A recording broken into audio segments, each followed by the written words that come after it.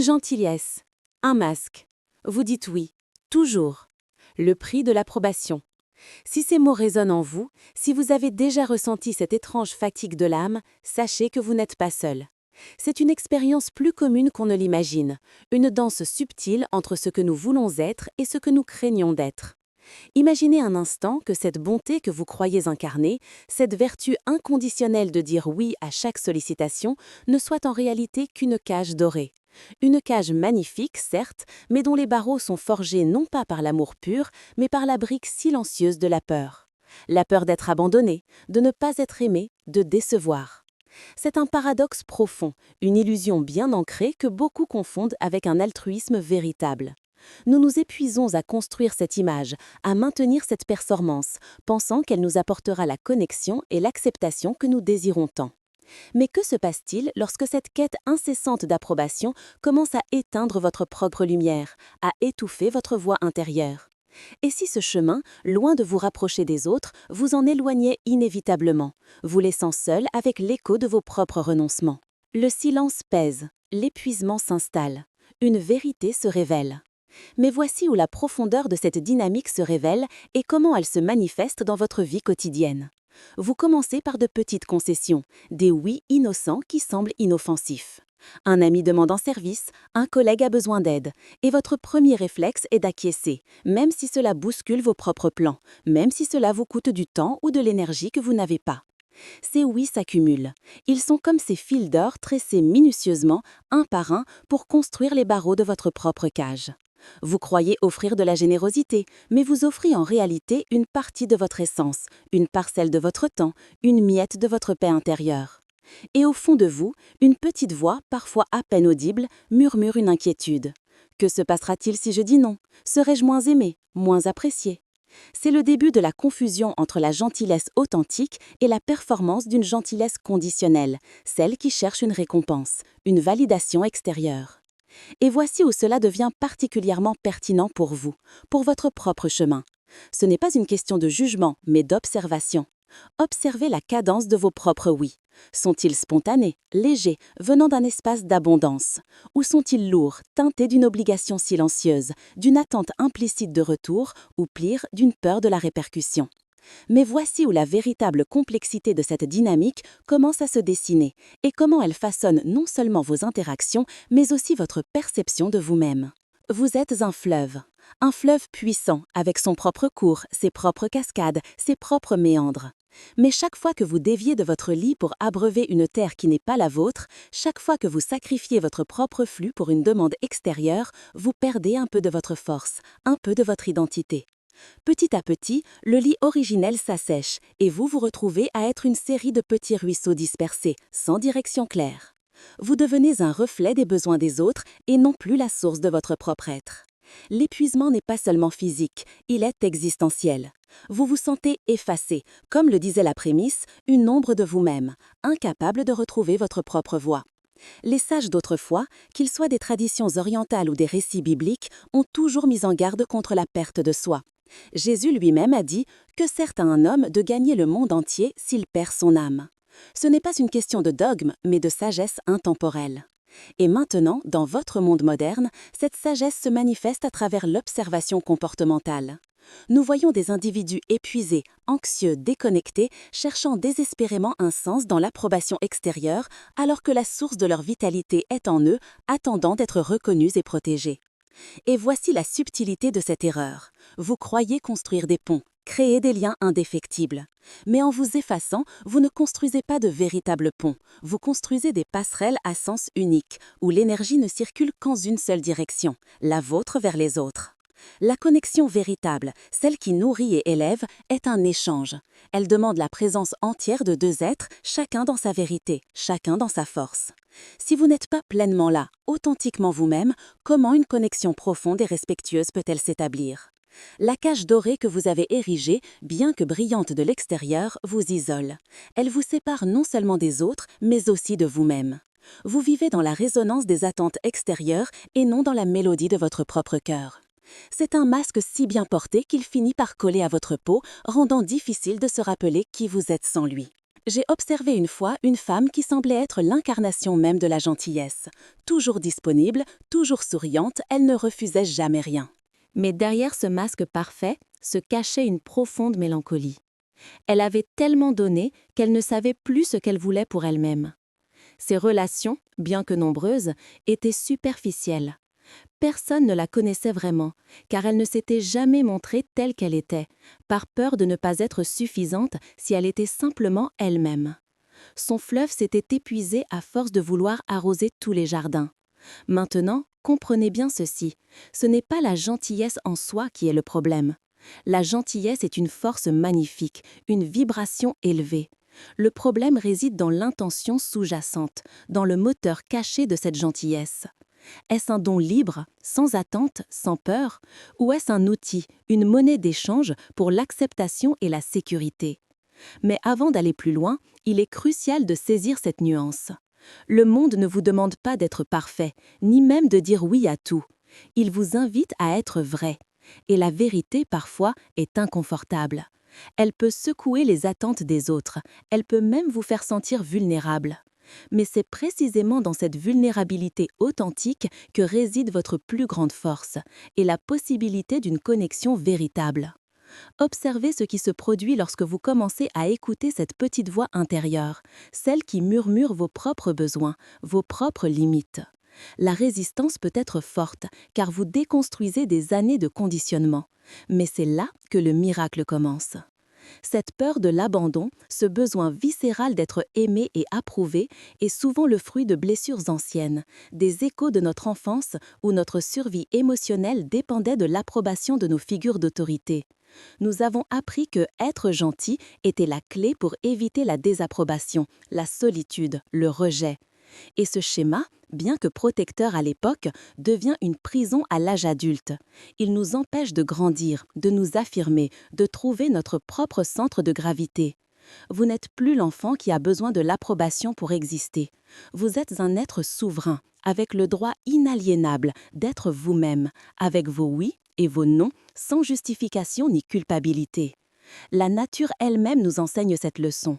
Un arbre ne s'excuse pas d'être un chêne et non un saule.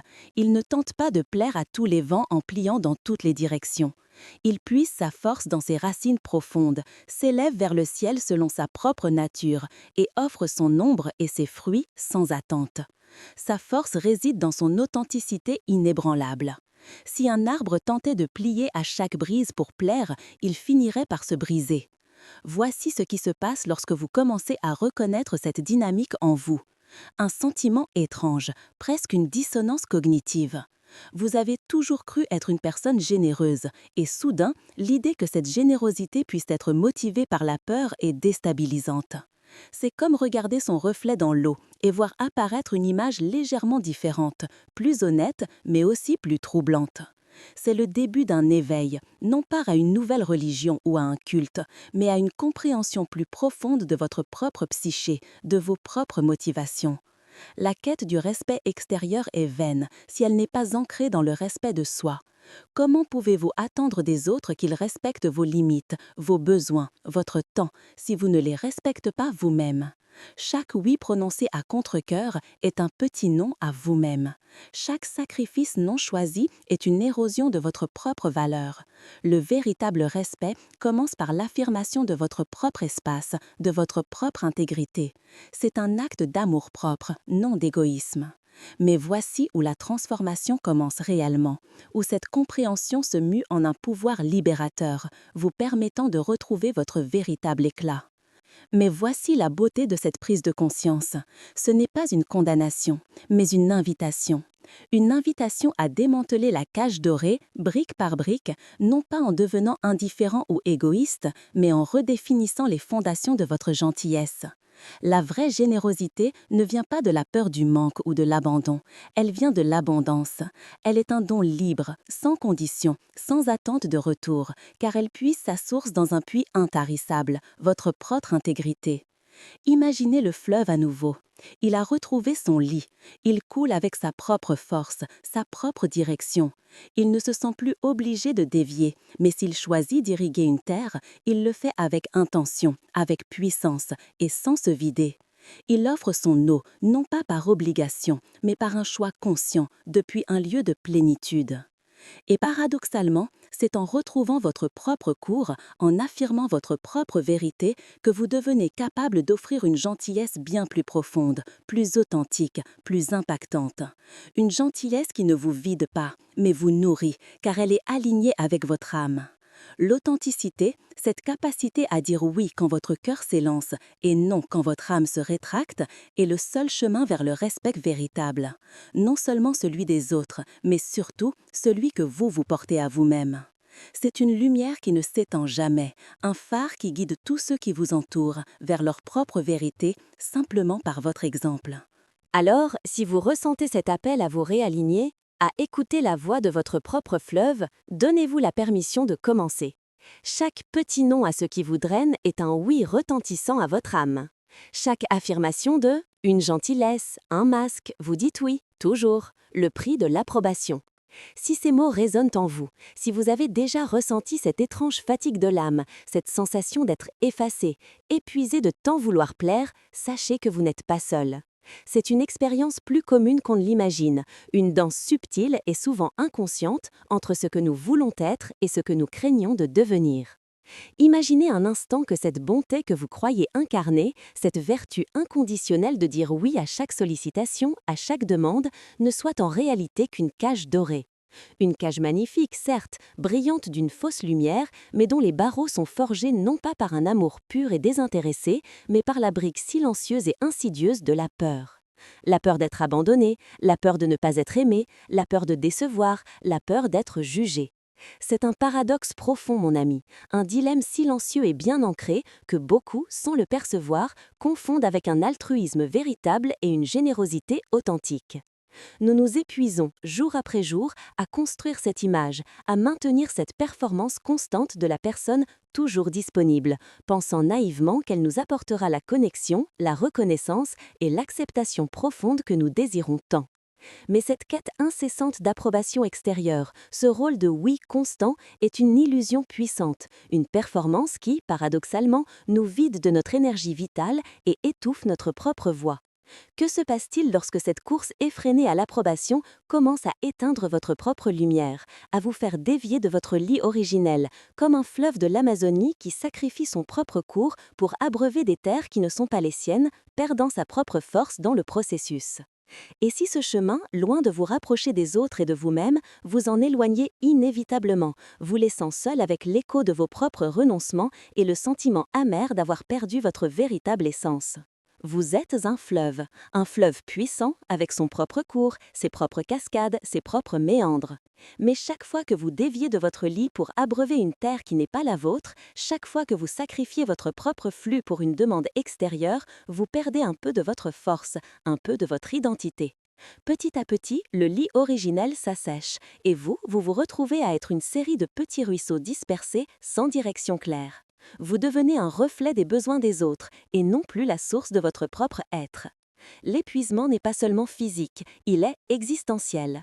Vous vous sentez effacé, comme le disait la prémisse, une ombre de vous-même, incapable de retrouver votre propre voix. Les sages d'autrefois, qu'ils soient des traditions orientales ou des récits bibliques, ont toujours mis en garde contre la perte de soi. Jésus lui-même a dit « Que sert à un homme de gagner le monde entier s'il perd son âme ?» Ce n'est pas une question de dogme, mais de sagesse intemporelle. Et maintenant, dans votre monde moderne, cette sagesse se manifeste à travers l'observation comportementale. Nous voyons des individus épuisés, anxieux, déconnectés, cherchant désespérément un sens dans l'approbation extérieure, alors que la source de leur vitalité est en eux, attendant d'être reconnus et protégés. Et voici la subtilité de cette erreur. Vous croyez construire des ponts, créer des liens indéfectibles. Mais en vous effaçant, vous ne construisez pas de véritables ponts, vous construisez des passerelles à sens unique où l'énergie ne circule que dans une seule direction, la vôtre vers les autres. La connexion véritable, celle qui nourrit et élève, est un échange. Elle demande la présence entière de deux êtres, chacun dans sa vérité, chacun dans sa force. Si vous n'êtes pas pleinement là, authentiquement vous-même, comment une connexion profonde et respectueuse peut-elle s'établir ? La cage dorée que vous avez érigée, bien que brillante de l'extérieur, vous isole. Elle vous sépare non seulement des autres, mais aussi de vous-même. Vous vivez dans la résonance des attentes extérieures et non dans la mélodie de votre propre cœur. C'est un masque si bien porté qu'il finit par coller à votre peau, rendant difficile de se rappeler qui vous êtes sans lui. Une mémoire s'estompe, une vérité attend, elle est en vous.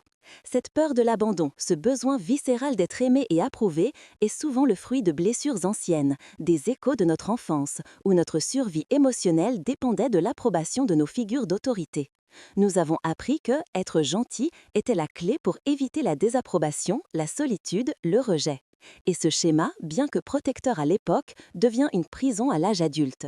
Il nous empêche de grandir, de nous affirmer, de trouver notre propre centre de gravité. Mais vous n'êtes plus l'enfant qui a besoin de cette approbation pour exister. Vous êtes un être souverain, avec le droit inaliénable d'être vous-même, avec vos oui et vos non, sans justification ni culpabilité. C'est une vérité fondamentale, souvent oubliée sous le poids des conditionnements. La nature elle-même nous enseigne cette leçon. Un arbre ne s'excuse pas d'être un chêne et non un saule. Il ne tente pas de plaire à tous les vents en pliant dans toutes les directions. Il puise sa force dans ses racines profondes, s'élève vers le ciel selon sa propre nature, et offre son ombre et ses fruits sans attente.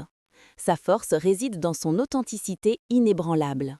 Si un arbre tentait de plier à chaque brise pour plaire, il finirait par se briser. Et ici, la question pertinente se pose à vous. Et si votre propre force, votre propre intégrité était menacée par cette recherche incessante de l'approbation? Voici ce qui se passe lorsque vous commencez à reconnaître cette dynamique en vous. Un sentiment étrange s'installe, presque une dissonance cognitive. Vous avez toujours cru être une personne généreuse, un pilier pour les autres, et soudain, l'idée que cette générosité puisse être motivée par la peur, par un besoin de validation, est profondément déstabilisante. C'est comme regarder son reflet dans l'eau et voir apparaître une image légèrement différente, plus honnête, mais aussi plus troublante. C'est le début d'un éveil, non pas à une nouvelle religion ou à un culte, mais à une compréhension plus profonde de votre propre psyché, de vos propres motivations, des ressorts cachés qui animent vos choix. Ce n'est pas un jugement, mais une invitation à la clarté. La quête du respect extérieur est vaine si elle n'est pas ancrée dans le respect de soi.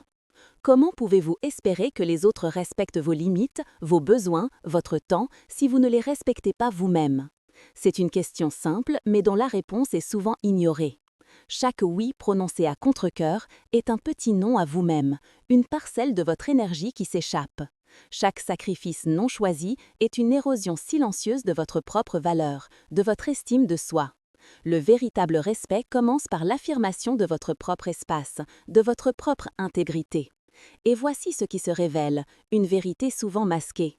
La cage dorée que vous avez érigée, bien que brillante et admirée de l'extérieur, vous isole en réalité. Elle vous sépare non seulement des autres, car ils ne connaissent pas le vrai vous, mais aussi et surtout de vous-même. Vous vivez dans la résonance des attentes extérieures, et non dans la mélodie authentique de votre propre cœur. Ce masque de gentillesse, si bien porté et si profondément ancré, finit par coller à votre peau, rendant de plus en plus difficile de se souvenir de qui vous êtes, de ce que vous voulez, de ce que vous ressentez sans lui. Il devient une seconde nature, une prison confortable mais étouffante. Imaginez votre fleuve à nouveau. Il n'est plus seulement dévié, il est épuisé, son lit presque asséché. Les eaux vives qui le nourrissaient se sont dispersées, le laissant à peine un filet d'eau, loin de sa puissance originelle. Sa force est diluée, son identité presque perdue. Mais ici une opportunité se présente. Une fissure dans la cage, un murmure du fleuve. Observez ce qui se produit lorsque vous commencez à écouter cette petite voix intérieure, celle qui, malgré tout, persiste à chuchoter vos propres besoins, vos propres limites, vos propres désirs authentiques. Et c'est là que la résistance commence, mais aussi la promesse d'une libération. La résistance peut être forte, mon ami, car vous déconstruisez des années, parfois des décennies de conditionnement. Vous remettez en question un rôle que vous avez joué si longtemps. Cela peut être inconfortable, même douloureux. Mais c'est précisément dans cette vulnérabilité authentique, dans cet acte de démasquage courageux, que réside votre plus grande force. C'est là que la possibilité d'une connexion véritable, une connexion qui nourrit et non qui draine, commence à émerger. Non pas une connexion basée sur la performance, mais sur la présence entière de votre être, avec toutes ses nuances, ses oui et ses non sincères. C'est le chemin vers une forme de respect qui ne s'achète pas, mais se gagne. Car la vérité est que personne ne peut vous donner le respect que vous ne vous donnez pas vous-même. Et cette vérité, aussi exigeante soit-elle, qui ouvre la porte à une transformation profonde, une renaissance de votre être authentique. Mais voici le plus beau et le plus puissant de ce voyage. Mais voici la beauté, une invitation, une nouvelle voie. Mais voici la beauté de cette prise de conscience. Ce n'est pas une condamnation, mon ami, mais une invitation profonde et libératrice. Une invitation à démanteler la cage dorée, brique par brique, non pas en vous enfermant dans l'indifférence ou l'égoïsme, mais en redéfinissant les fondations mêmes de votre gentillesse. La vraie générosité, celle qui nourrit l'âme et élève l'esprit, ne vient jamais de la peur du manque ou de l'abandon, de la quête incessante d'une validation extérieure. Elle est un don libre, sans condition, sans attente de retour, car elle puise sa source dans un puits intarissable, votre propre intégrité, votre propre vérité révélée. Imaginez le fleuve à nouveau. Il a retrouvé son lit. Il coule avec sa propre force, sa propre direction, inébranlable et majestueux dans son essence. Il ne se sent plus obligé de dévier son cours pour abreuver chaque terre qui l'appelle. Mais s'il choisit d'irriguer un champ, il le fait avec une intention claire, avec toute sa puissance et sans jamais se vider de son essence vitale. Il offre son eau, non pas par une obligation silencieuse ou une peur de déplaire, mais par un choix conscient depuis un lieu de plénitude et de sagesse profonde.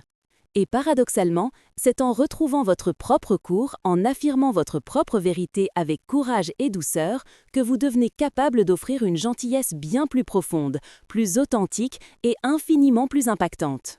Une gentillesse qui ne vous vide pas, mais vous nourrit et vous fortifie, car elle est parfaitement alignée avec votre âme, avec votre essence véritable. C'est une force tranquille, une lumière qui émane de l'intérieur et irradie sans effort. L'authenticité, cette capacité sacrée à dire oui quand votre cœur s'élance avec joie et non quand votre âme se rétracte avec sagesse, est le seul chemin vers le respect véritable. Non seulement celui des autres, qui reconnaîtront instinctivement votre intégrité et votre valeur, mais surtout celui que vous vous portez à vous-même, un respect inébranlable et fondamental. C'est une lumière qui ne s'éteint jamais, un phare intérieur qui, par votre seul exemple, peut guider tous ceux qui vous entourent vers leur propre vérité, vers leur propre force, leur montrant la voie de la liberté. Alors, si vous ressentez cet appel profond à vous réaligner, à écouter la voix de votre propre fleuve qui murmure enfin sa mélodie originelle, donnez-vous la permission. Donnez-vous la permission de défaire les liens invisibles, de briser les barreaux de cette cage dorée. Chaque petit non prononcé à ce qui vous draine, à ce qui vous éteint, est un oui retentissant et puissant à votre âme, à votre vitalité, à votre existence pleine et entière. Chaque affirmation de votre authenticité est un pas monumental vers la liberté. Et c'est en vous autorisant à être pleinement vous-même, sans masque ni artifice, que vous découvrirez une force insoupçonnée, une paix durable et une joie profonde, prélude à une vie où chaque oui sera un choix sacré. La liberté est proche, le fleuve murmure, votre vérité. Cette prise de conscience, mon ami, n'est pas une condamnation, mais une profonde invitation. Elle vous pousse à démanteler la cage dorée, brique par brique, non par indifférence, mais en redéfinissant votre gentillesse. La vraie générosité ne naît jamais de la peur ou de la quête de validation. Elle émane d'une abondance intérieure, d'une plénitude inébranlable. C'est un don libre, sans condition, puisant sa source dans votre intégrité et votre vérité révélée. Imaginez le fleuve à nouveau. Il a retrouvé son lit. Il coule avec sa propre force, sa propre direction, majestueux. Il ne dévie plus par obligation. S'il irrigue, il le fait avec intention, puissance, sans se vider. Il offre son eau par choix conscient depuis un lieu de plénitude.